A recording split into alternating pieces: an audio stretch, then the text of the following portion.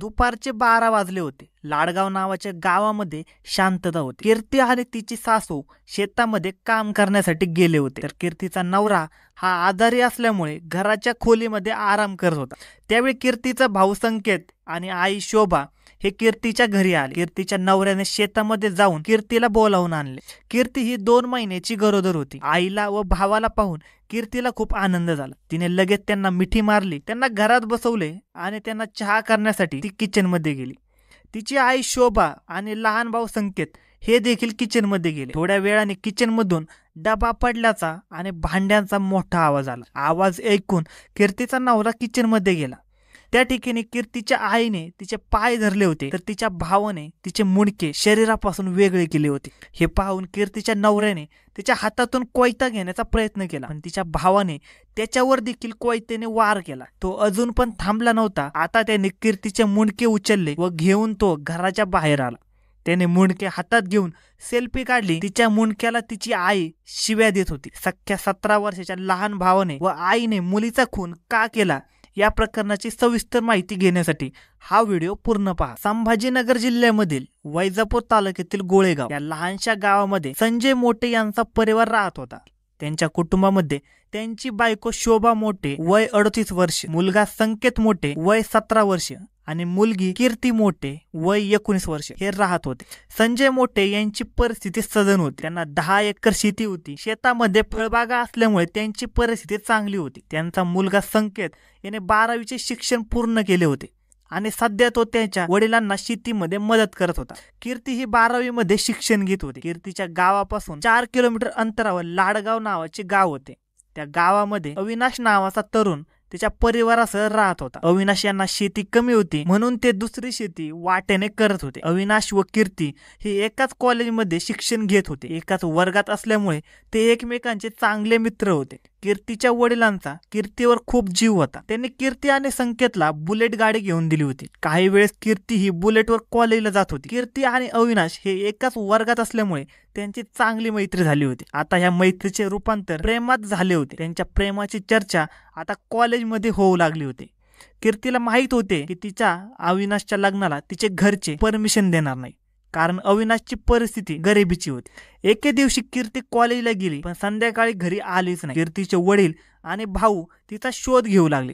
तिच्या मैत्रिणींना फोन केले, तसेच कॉलेजमध्ये सुद्धा चौकशी केली, पण कीर्तीचा तपास काही लागत नव्हता. त्यामुळे संध्याकाळी कीर्तीच्या वडिलांनी कीर्तीची मिसिंग कंप्लेंट वैजापूर पोलीस स्टेशनमध्ये दिली. पोलीस आता तिचा शोध घेऊ लागले होते, पण कीर्तीचा तपास काही लागत नव्हता. 1 आठवड्यानंतर कीर्तीच्या वडिलांना पोलीस स्टेशनमधून फोन येतो. पोलीस म्हणतात की तुमच्या मुलीने आळंदी येथे जाऊन कोर्ट मॅरेज केली आहे. ही बातमी ऐकल्यावर कीर्तीच्या वडिलांच्या पायाखालची जमीनच सरकते. आपल्या मुलीने आपल्याला समाजामध्ये मान खाली घालायला लावल्यामुळे त्यांच्या तळपायाची आग मस्तकात जाते. ते आता घरातून बाहेर पडत नाही. आता लोक काय म्हणतील या भीतीने ते देखील घरातून गायब होतात. आता कुटुंबावर मोठा दुःखाचा डोंगरच कोसळतो.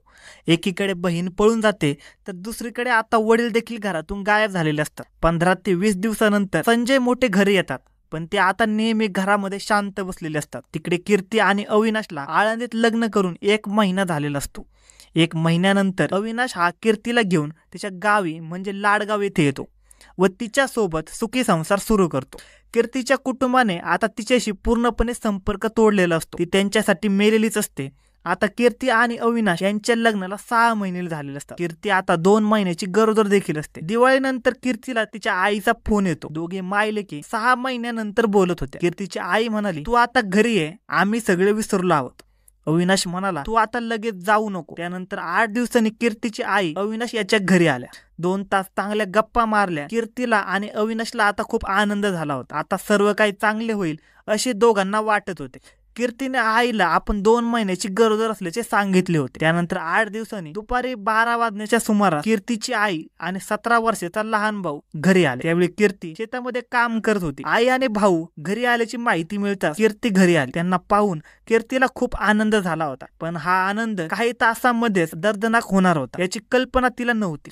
आज तिच्या आयुष्यामधील शेवटचा दिवस होता. ती चहा बनवण्यासाठी किचन मध्ये गेली तेव्हा तिची आई आणि भाऊ संकेत हे देखील किचन मध्ये गेले. त्यानंतर किचन मधून जोरात भांडी वाजल्याचा आणि डबा पडल्याचा आवाज आला. म्हणून अविनाश हा किचन मध्ये गेला तेव्हा तिच्या आईने कीर्तीचे पाय दाबून धरले होते. लहान भाऊ तिच्या गळ्यावर वार करत होता. तिच्या लहान भावाने तिचे मुंडके शरीरापासून वेगळे केले होते. ते मुंडके घेऊन तो बाहेर आला व मायलेकाने त्या मुंडक्यासह घराच्या बाहेर येऊन सेल्फी काढली. त्यांनी ते मुंडके खाली ठेवले. त्याची आई त्याला म्हणाली, संकेत घरात जा आणि कोयता घेऊन ये.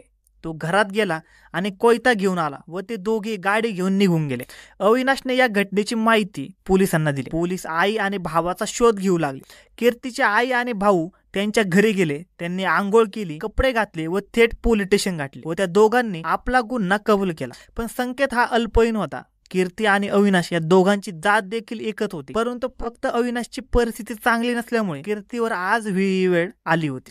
समाजामध्ये आपली इज्जत राहणार नाही. फक्त या गोष्टीमुळे मोठे कुटुंबाची मुलगी आता या जगात नव्हती, तर मुलगा आता आयुष्यभर जेलमध्ये राहणार होता. अशाच नवनवीन मराठी क्राईम स्टोरी ऐकण्यासाठी क्राईम कट्टा या युट्यूब चॅनलला सबस्क्राईब करा आणि हा व्हिडिओ आवडल्यास व्हिडिओला लाईक करा. तसेच आपल्या प्रतिक्रिया कमेंटमध्ये कळवा. धन्यवाद.